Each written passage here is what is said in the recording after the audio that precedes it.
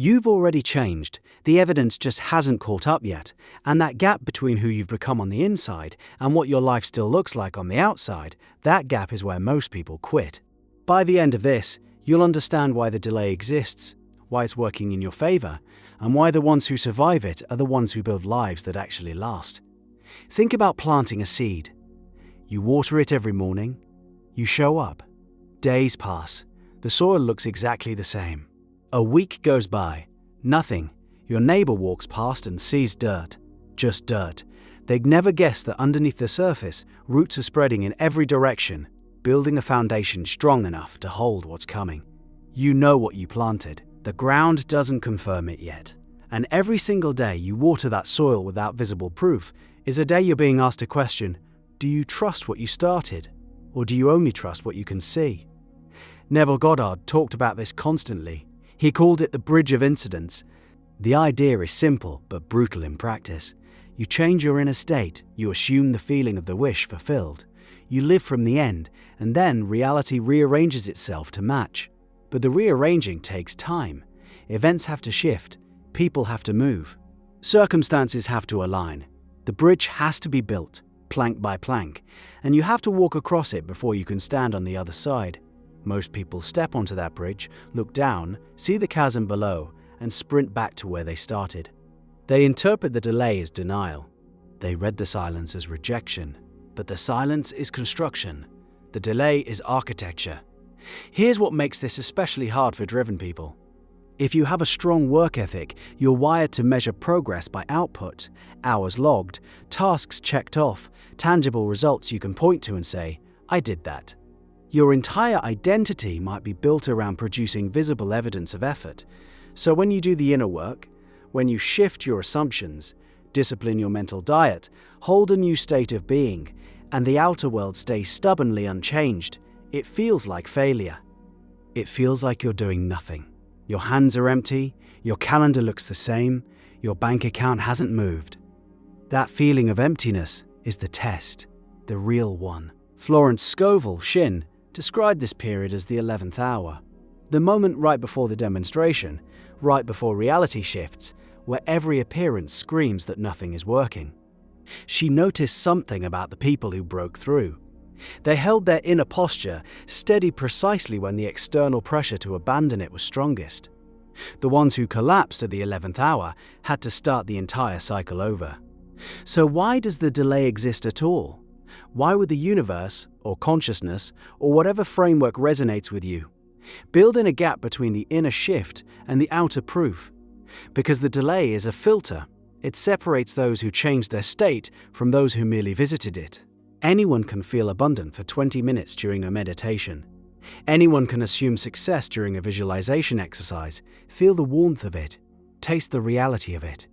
The question is whether you can carry that state into Tuesday afternoon when your client cancels, your car needs repair, and your inbox is a disaster. The delay forces you to sustain the new state long enough for it to become your actual operating system, your baseline, your default, rather than a temporary emotional vacation. Think about muscle growth for a second. You tear the fibers in the gym. The repair happens later, while you're sleeping, while you're eating, while you're doing absolutely nothing that looks like progress. If you went back to the gym every 2 hours because you couldn't see the growth yet, you'd destroy the very process that builds the muscle. The delay between stimulus and visible adaptation exists because the rebuilding requires it. Rushing the process doesn't speed it up. It reverses it. Your inner world works the same way. When you shift your dominant assumption about who you are and what you deserve, the old reality doesn't evaporate instantly. It was built by years of sustained belief. It has momentum. Like a massive ship changing course, you turn the wheel now and the ship responds gradually. The ocean doesn't care that you decided on a new direction 3 minutes ago. The turning radius is proportional to the size of what you're moving. And here's what most people get wrong about the waiting. They treat it as passive. They think the instruction is, change your inner state, then sit on the couch and wait for a miracle. That's a misreading. The delay period is the most active phase of the entire process. Your job during the delay is to maintain your mental diet with the discipline of an athlete in training. Every thought that contradicts your new assumption has to be caught and released. Every old story that tries to reassert itself has to be met with the quiet firmness of someone who already knows the ending. Neville called this living in the end. But living in the end while the middle is still ugly, that requires a kind of inner work ethic that most productivity systems never touch. You can't put it on a to-do list, you can't track it in a spreadsheet. The reps are invisible. Catching a limiting thought at 6 a.m. before it spirals into a mood that colors your entire day. Choosing to fall asleep in the feeling of the wish fulfilled, even when the day delivered evidence to the contrary. Refusing to discuss your old story with friends who expect the familiar version of you. These are reps, real ones. The hardest kind, because nobody applauds them. A question worth sitting with: what if the delay is the curriculum?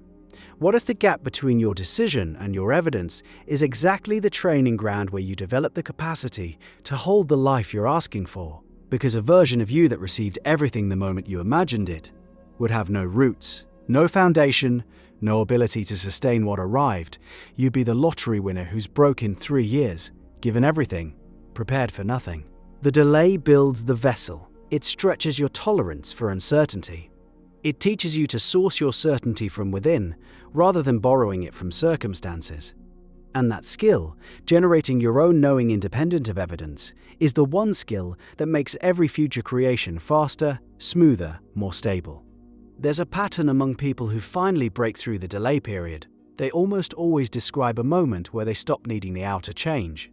They got so rooted in the inner reality that the external manifestation became almost secondary. They'd catch themselves thinking, "I'm already this person. Whether the world reflects it today or next month, I know what I know." And then, almost as if reality was waiting for exactly that level of detachment, things begin moving, quickly, unexpectedly, from directions they never would have planned. The Hermetic tradition calls this the principle of correspondence. As above, so below. As within, so without. But correspondence has rhythm. The inner change is the cause. The outer change is the effect, and between cause and effect, there is always a gestation period. Always. You don't plant corn and harvest it tomorrow.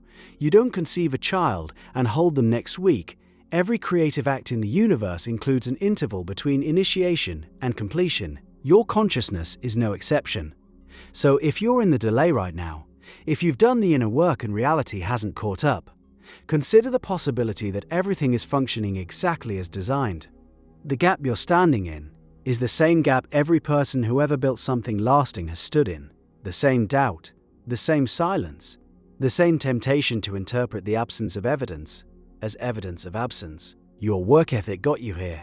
It taught you to show up, to persist, to push through resistance. Now that same ethic needs to be redirected inward. The discipline of sustaining an assumption without proof is harder than any deadline you've ever met.